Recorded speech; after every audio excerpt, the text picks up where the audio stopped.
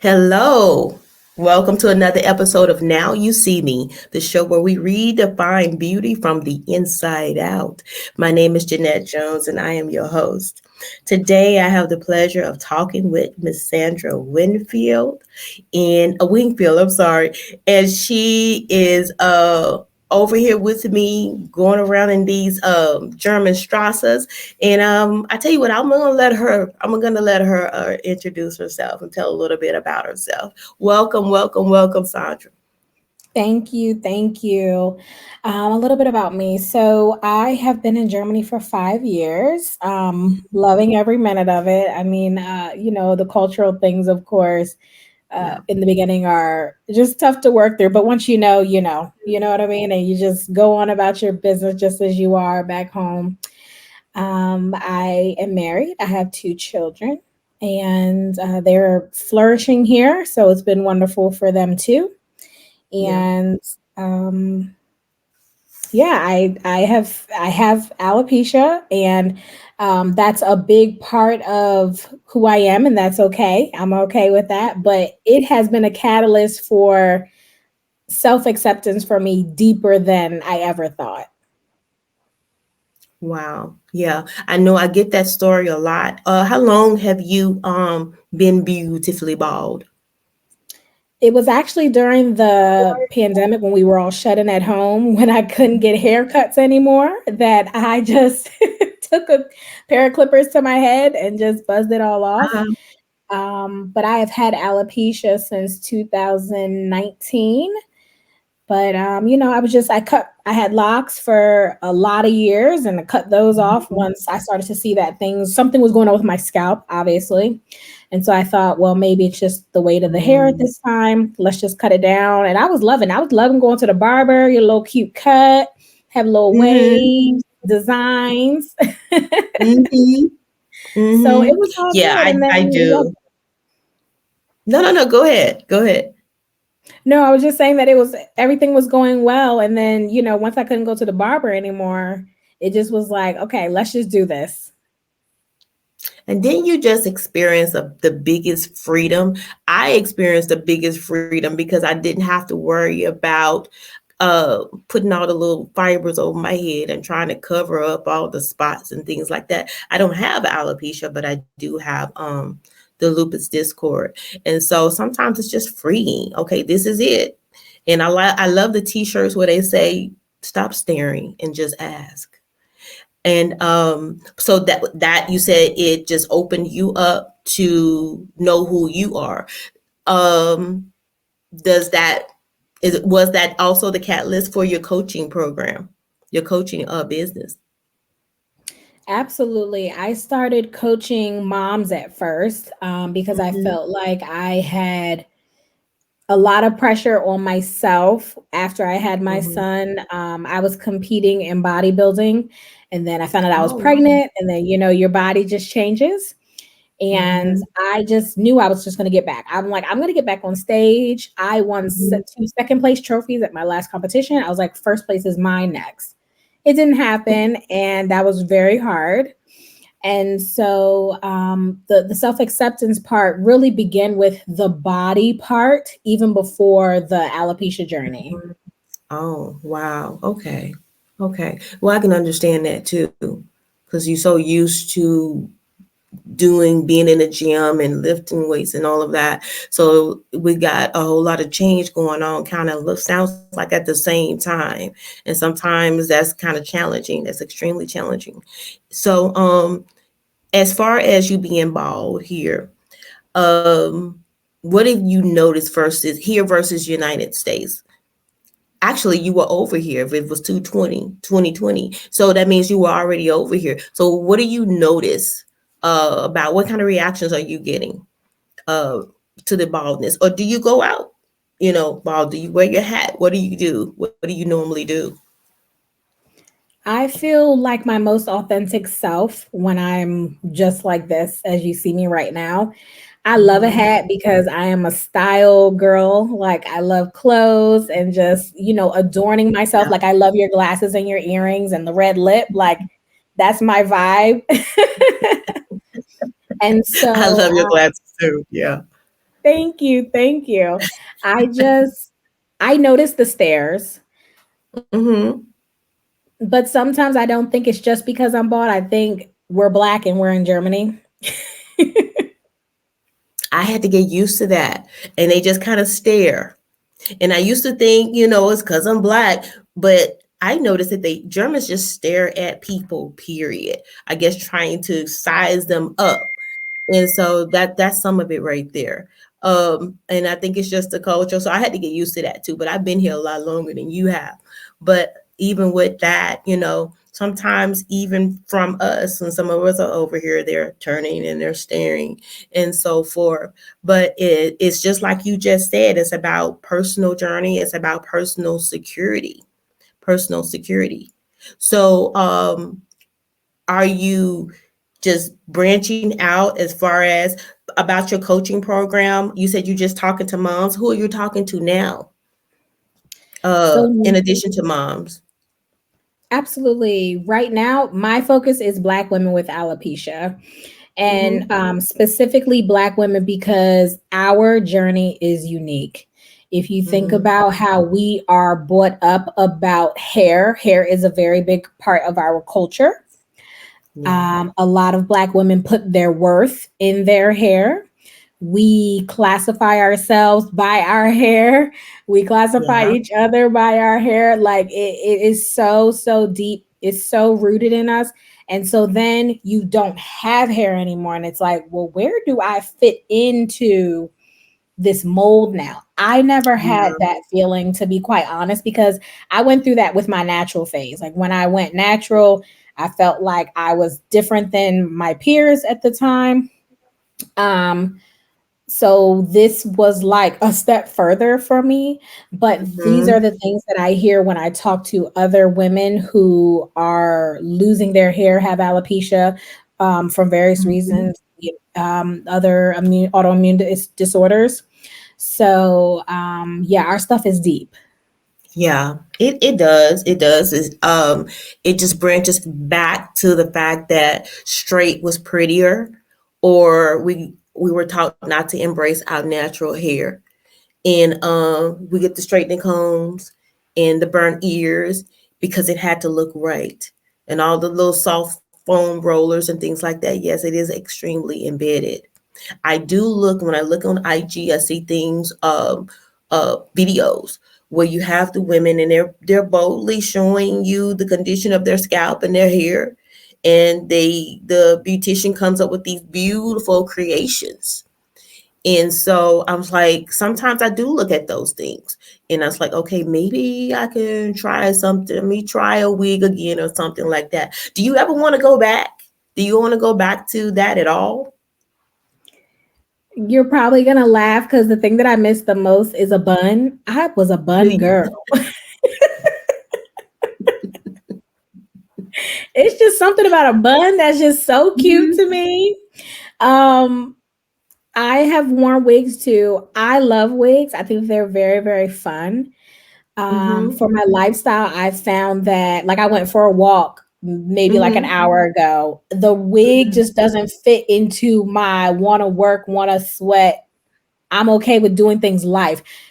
Mhm. It's possible, but it takes more work than maybe I'm willing to put into right now in my life. Mhm. I understand. Yeah. I used to like the little bun. I used to love the micro braids and stuff like that. It was just easy. It was just easier just to deal with it. And the older you get, the less you really want to be dealing with some of the things. Even though, like I said, I do miss the hairstyles. I do miss some of the bounciness and the tossing and going on. But I just I'm just so used to this now. But I'm not opposed. I'm not opposed to the wigs at all. So in terms of you moving from this point on, what are you what is your biggest epiphany from what you've been through so far as your hair journey? What is the biggest epiphany right now that you remember rather? That's very, very, that's a great question. One thing that I realize is that people think about you a lot less than you think that they do. Um, I hear a lot of people saying that they are fearful to show themselves to others, whether it be bald or just share the fact that they are losing their hair. But a Mm-hmm. lot of times they find that when they do share with somebody, it changes nothing about how they feel about them. They still love them the same. Mm-hmm. They still Wow. think that they are a phenomenal teacher. They still think they're a phenomenal, best friend. Nothing about you internally changes just because this changes. Right. Wow. That's really, really good because we're so self-conscious. We're so worried about what somebody else is saying or somebody else is doing. What if they don't like me? What if they say something about me? They're probably saying something about you anyway. So you might as well be the most authentic you can possibly be. I remember another one of my guests. She's traveled all over the world, and she was just saying how certain places they just ignored her. She was bald, and they didn't say anything because of the culture and where you come from and what's important. You know. So yeah, that is really really good. People are not thinking about us as much as we think. A little bit of a ego thing going. Okay. Okay. So you got little ones. You got little ones. What the little ones think about mommy being bald now? My 15-year-old, I was a little bit worried about that, just because middle school is awful. And then Mhm. I here teach middle you school. go. Yeah. You know what I mean? You're being judged for you, but then you have this parent coming Mhm. in, probably looking Yeah. different than your parents. Mhm. But my worries were quickly disappeared because being very involved at the school on the PTA and just volunteering and things Mhm. like that, those kids were just glad that somebody was there giving them cookies and candy and whatever nonsense they wanted. Yeah. Yeah. Yeah, they are at that age. They're up and down, and the hormones are all over the place. But most of the time, they're really good kids. They're really, really, they're still sweet. I'll Yes. put it to you that way. Most of them that I've encountered are, that's what I say. Okay. All right. What about hubby? What about hubby? Was he, how did he view the changes in you or the change that you made? He was all for it. My husband is bald, and it was fun to kind of like learn from him, because even Mm-hmm. though I can grow hair, it's just very very patchy, and so I choose Uh-huh. to shave. I choose to buzz it off with the Mm-hmm. clippers. Like, he taught me all that stuff. He taught me how to use clippers. He taught me how to shave. We try products together. We try razors together. So he never ever made me feel as though he wouldn't accept Mm-hmm. me with this decision. Oh, wow. Okay. Okay. That's good though. Just out of curiosity, what is your regimen? I talked a little bit about mine. I'm different people that on I see online. They have all these different creams and things like that. They call it no shave, but I'm like that stuff just doesn't work for me. I still have to use my little rotary razor and just regular shampoo and conditioner and stuff like that for my scalp. What what did your husband recommend for you, or what did you all find that worked best for you in terms of your routine?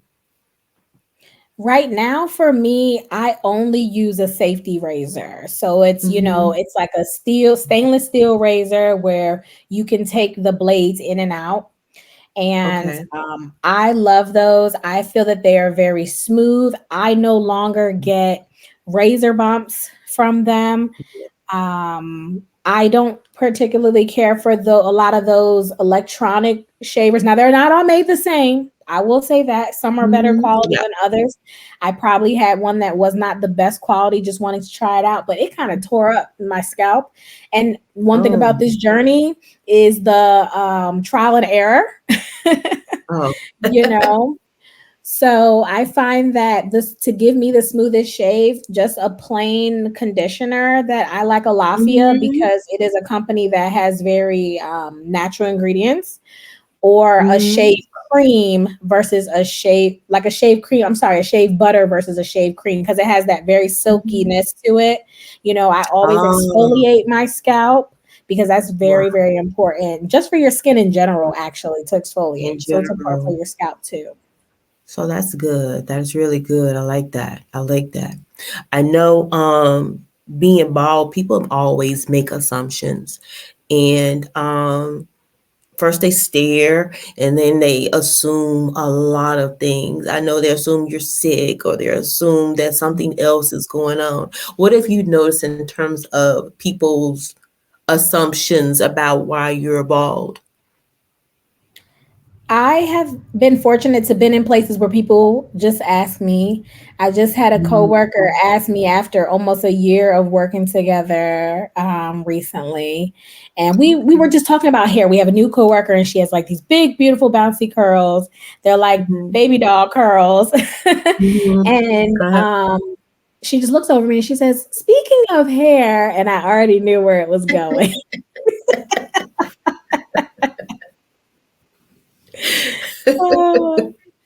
Yes. So I Okay. just I've been very fortunate to have people just ask me. I see people staring and I do wonder what they think sometimes, but Mhm.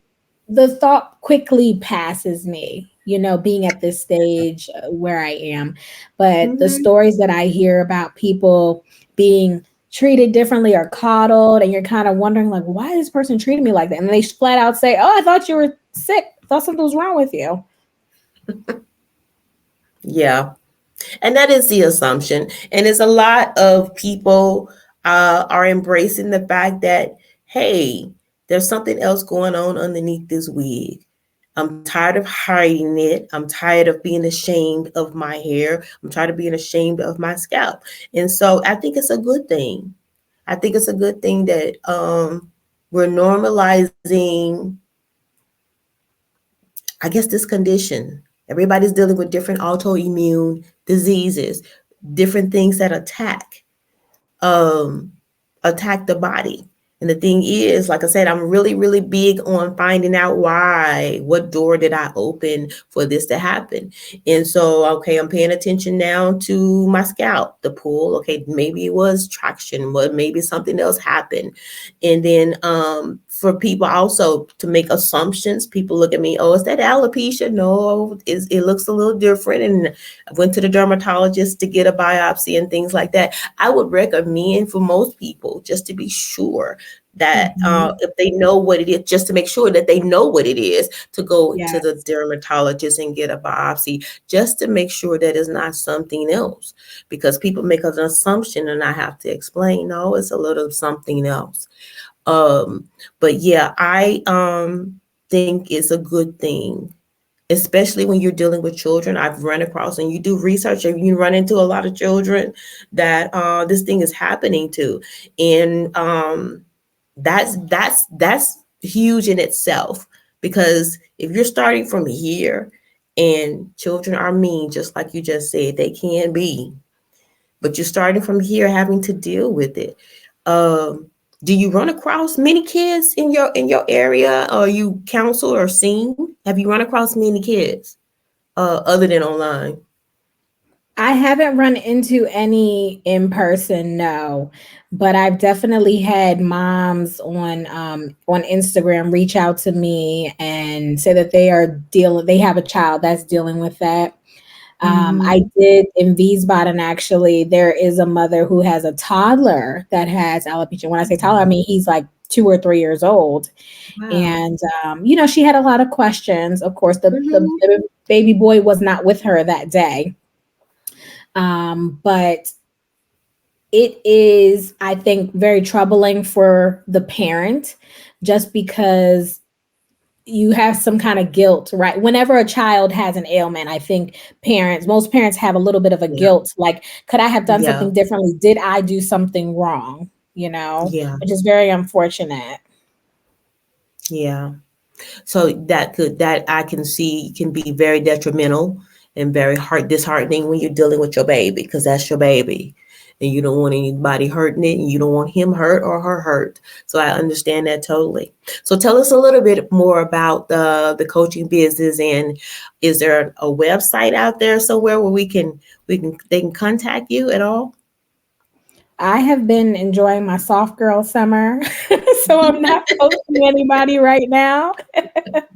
But I will be launching for opening for one-on-one clients in the fall. So end of September. I'm really excited about that. And I am, speaking of children, I'm writing a children's book about alopecia, because with my little one, what I find is that sometimes when we're at the playground and he's talking to kids, they ask him questions like, is that your mom? And because they associate hair with lady, no hair with man. So I think that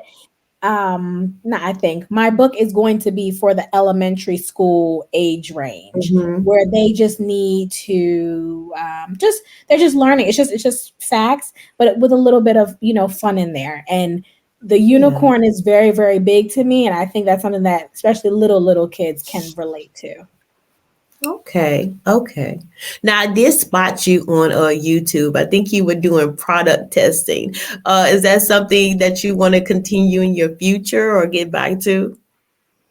Absolutely. I actually just got, I'm actually in touch with a company that's in London that has a specifically scalp oil. And I love that, because most things say hair oil, and it's not a product for the scalp, which is, your skin and like your follicles and stuff like that. And I love that they're not marketing it as a growth oil either, because that's the other thing that I always get. People are always reaching out to me like, I can help you grow your hair back. And I'm like, I'm so sorry. I don't really, if it happens, thank you, Jesus. If it doesn't happen, thank you, Jesus.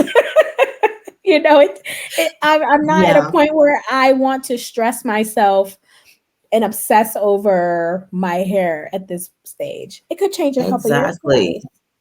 I know you are enjoying the freedom that you have just being authentically you. And I would not trade it for the world. I would not. So, but basically, if you have to leave everyone who's listening with something that's from you, some message, the final bottom line, so to speak, what would you leave them? What do you know now that you didn't know then that you want them to grab a hold of? My favorite thing to tell people is that it's a journey, not a destination.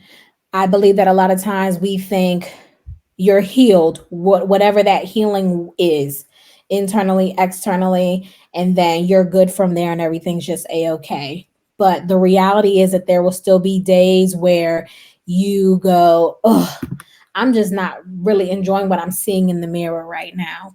And that's okay. But the important thing is that you have a toolbox. And I love talking about the toolbox. And those are the things that I talk to my clients about. What are we putting in your tool bag? You're keeping it around your belt like a construction worker, that you can just, wherever you are, always grab into it for those days when you're having those hard days and get you right back, in the game.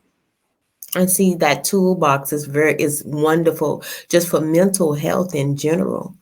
And that's excellent. I like that a lot. Well, Sandra, thank you so much for just coming on and gracing us with your presence and just throwing all these nuggets out here. It's good to see somebody else out here in these German Straßes just kind of doing our thing and living the life. Absolutely. Thank you for having me. Oh, you're more than welcome. You're more than welcome. Well, everybody, thank you. That has been another episode of Now You See Me, the show where we redefine beauty from the inside out. I will see you next week.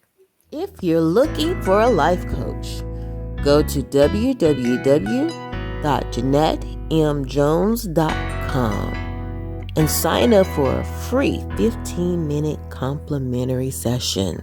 I assure you, you will not be disappointed.